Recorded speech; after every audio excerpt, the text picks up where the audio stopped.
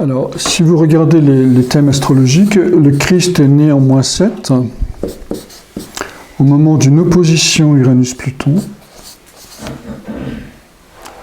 Donc il a dans son thème astrologique une opposition Uranus-Pluton, et il va avoir une vie publique entre 23 et 27,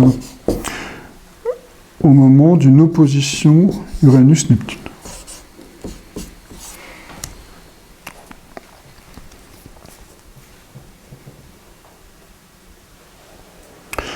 Alors, pour contextualiser, la conjonction Uranus-Neptune a eu lieu en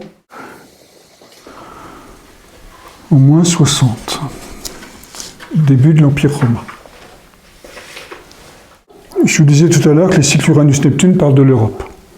Donc Rome a construit l'Europe d'une certaine manière, même si elle a débordé bien sûr sur le Moyen-Orient. Donc il se trouve que donc, conjonction Uranus-Neptune, tout ce que je vous ai raconté, César, Octave, le premier Auguste, ensuite on a eu Claude, enfin on a eu différents empereurs qui ont commencé à développer Rome. Et puis il se trouve qu'en en 23-27, il y a un Hurluberlu qui est là et qui dit, merde alors... qui est un peu révolutionnaire, un peu mystique, et qui essaie de concilier les deux. Sauf que c'est la période, la deuxième étape de la révélation. C'est pas n'importe quel cycle Uranus-Neptune, c'est pas n'importe quelle opposition Uranus-Neptune. Les dates que je vous ai données, c'est soit des conjonctions, soit des oppositions. Là, il faut faire attention.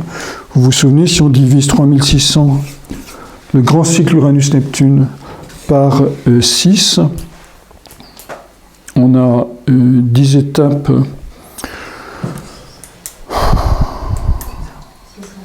de 600 ans, oui c'est ça, merci. Et donc moins 577 plus 600 égale 23. Vous vous souvenez de ça? Donc ça, c'était la première étape de la révélation, ça va être la deuxième étape de la révélation. La révélation, c'est quoi? C'est Uranus-Neptune, c'est-à-dire comment l'Esprit de Dieu parle de la substance de Dieu. Comment Uranus parle de Neptune. On est toujours dans l'élaboration du corps physique de l'humanité. Et comme à chaque fois qu'on a une opposition, on a un contre-pouvoir qui va naître. L'opposition, c'est pas seulement l'étape fleur d'une civilisation, c'est la naissance d'un contre-pouvoir. L'OLP a été fondée en 1965, opposition Saturne-Pluton, qui s'oppose au cycle de création de l'État juif qui est lié aux conjonctions successives Saturne-Pluton. Le World Trade Center, opposition Saturne-Pluton également, le cycle du terrorisme, c'est le cycle Saturne-Pluton. Al-Qaïda apparaît sur la scène du monde. Donc on a une organisation qui prétend une légitimité pour faire l'histoire. Donc les oppositions, c'est toujours ça.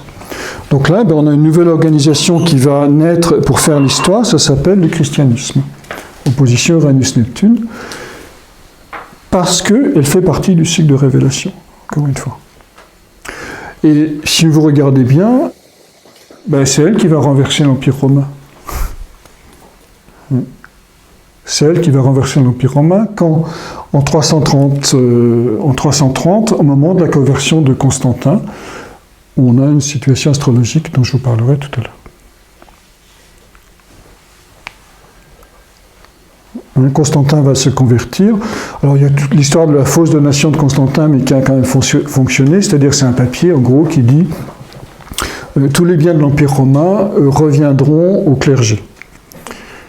Bon, c'est un faux, évidemment, Constantin n'a jamais fait ça, mais il s'est quand même converti et il a autorisé le culte chrétien qui jusqu'avant était interdit, et donc il y avait des martyrs. Donc à partir de 330 ou 325, on a eu le concile de Nicée, le culte chrétien a été autorisé dans l'Empire et il s'est répandu comme une traînée de poudre et il a fini par conquérir tout l'Empire, en Orient comme en Occident.